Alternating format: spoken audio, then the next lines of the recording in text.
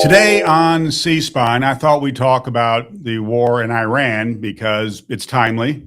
We see video every night on the things that are happening, and it reminds me of my training.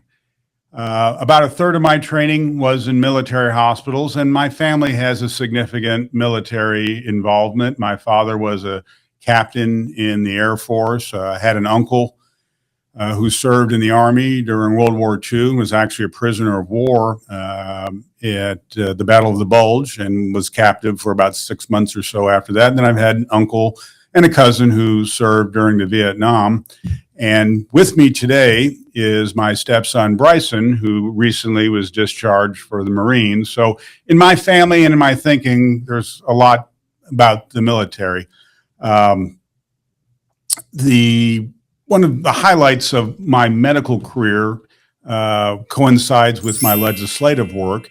And one of the things I was privileged to do is train with Marines before they went out to Iraq.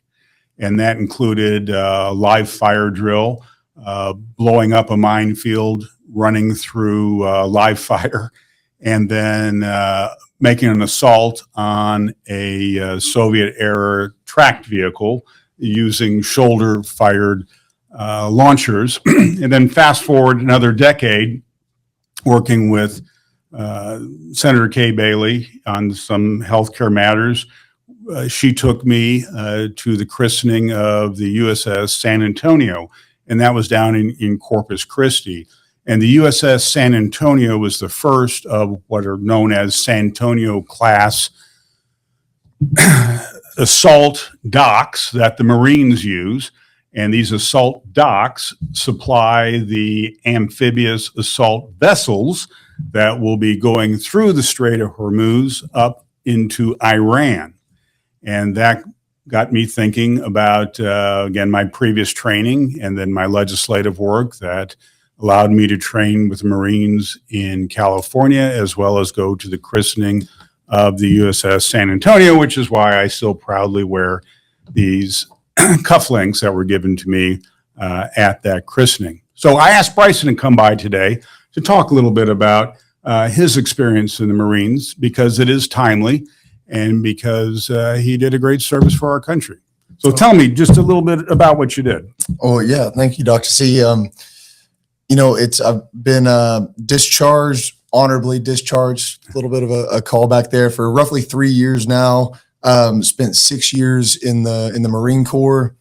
The vast majority of my time, I served with 2nd Marine 14th Unit out in Grand Prairie, Texas, but was blessed enough to be able to do some active duty engagements in my time there. And it's been interesting to see kind of how a lot of the training that they're wanting to incorporate. So they'll do, field medic training. And I was not a medic by any means, or a corpsman as we call them in the Marines, because we get them all from the Navy.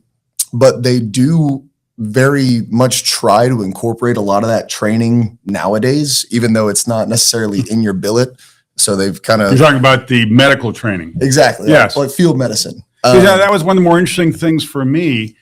Is I'm talking with these guys who are getting ready to get deployed. This was during the first Iraqi war. And they're asking me kind of basic questions. Well, I'm saying, I'm sure your medical personnel will help you there. And they're saying, no, there is no medical personnel. We are the tip of the sword. We're going in. So that got my wheels turning, and I have a story for that, but continue on. It is interesting, and I'm not sure why the Marine Corps in and of itself, and granted, it's the smallest branch, but there are no Marine Corps medics. No, we get them all from the Navy.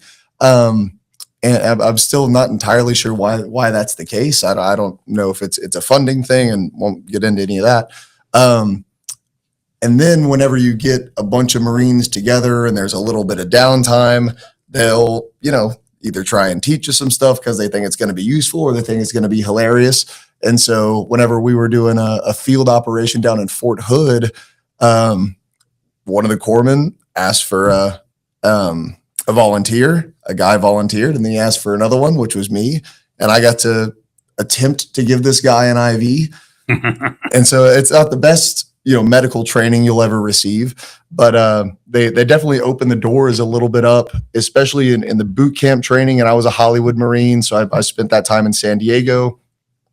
But I did get to see it while we were actually doing field operations as well. And whenever I got to go up to the MIU and spend time with the Marine Innovation Unit, their whole goal there, and granted, when I was lucky enough to be there, it was still very experimental and very new.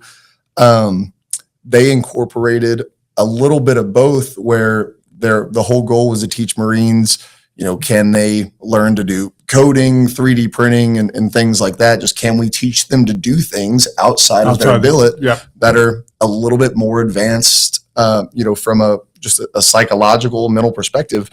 And so they took a bunch of normal folks like myself and sent us to do this fairly advanced training. Yes. And it kind of transformed. Originally was weapons, vehicle parts, and things like that. And then there's also been somewhat of a shift, as I'm sure you've probably seen in the medical community, or I know there are at least discussions of it, is 3D printing discs and things. And other body parts, yes, or the spine, absolutely. And so that was really cool to learn. And then also just seeing, just from my time the reason I think it's so important to discuss, how these things affect your body in the long term is because I knew so many guys who we would be either on a field op or even just on base and things, guys would break ankles during a PFT or a CFT. You brought up two things that jogged my memory on something. You're talking about the technology. It was pretty phenomenal to be on this vessel. And again, this was the first of a class of, I believe, 7 vessels that are going to be built at the predicted cost of $18 billion. But the first thing you notice about this 300 foot long vessel is it's fairly flat instead of being upright. And the purpose for all that was to make it undiscoverable by radar. The second thing that was interesting is the back of this vessel drops down and hovercrafts come out. And so we got to be on this hovercraft cruising around the ocean. And I thought that was pretty amazing technology. But what the Marines have available to them, particularly as they go up towards the port in Iraq, is truly mind-boggling. But the other thing you mentioned was talking about the lack of corpsmen, and that's what kind of really got me. Because you realize these guys are training to be killed and to kill. And so we did all the usual things we're supposed to do. And after the live fire exercise, the second day of it, your head is just pounding. And so we finally got some time to debrief, and we're all sitting around drinking beer. And they start quizzing me about how to save their buddy whose arm has been blown off or who's had a neck injury. Because again, they're out there alone and they don't have a whole lot of medical training. So they're saying, hey, doc, how do I fix this? What do I do if somebody's eye is popped out? What do I do if their intestines are popped out? How do you take care of all that? So, it gets to you. Anyway, all right, so fast forwarding, I was just thinking about a case I saw recently in the office, and this was a Marine, and they were in a chopper, and they were coming down, and he's carrying, I think, a 50 cal, a pretty heavy weapon, along with ammo, and he was told to jump. And he's looking at whoever is commanding officer and says, yeah, that's a long ways down there. And he was told, jump. And he jumped and probably had, again, 40, 50 pounds of gear with him and hit and fractured his spine, but not so much as to paralyze him. And of course, full of adrenaline because you're getting ready to go into battle. And got through whatever that mission was, and then said something to the medical people. But by this time, enough time has passed that it wasn't somehow documentable to be associated with that particular jump. And so he's coming to me now discharged saying, hey, I need help. Take an x-ray. It's clear to me that he has taken his vertebra and compressed it down and is now pinching his spinal cord. You were mentioning some of the struggles you've had with the VA. So please tell me a little more about that.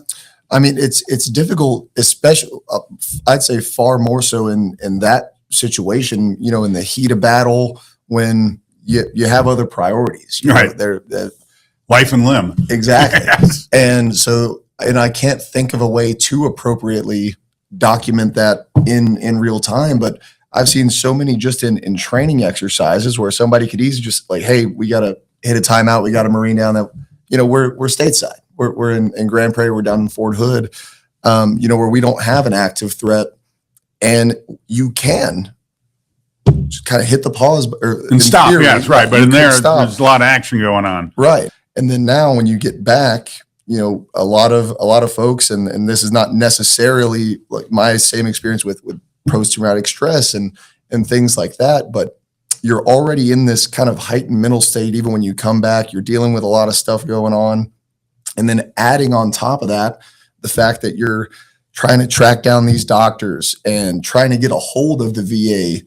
I don't think the training and the education that you get on your way out to help you navigate that very, yes. it's like a minefield. No. You know, you say the wrong thing, you file the wrong form, you send it to the wrong place. You got to start at the beginning. And so I think, you know, kind of just adding on to that level of stress and the level of difficulty to get the medical care that people need and deserve is very flawed. And that's why we're having this conversation today. Well, again, thank you, Bryson, for your service. And we ask for blessings for all who are over there serving. Yes, sir. Thank you for having me, Dr. C.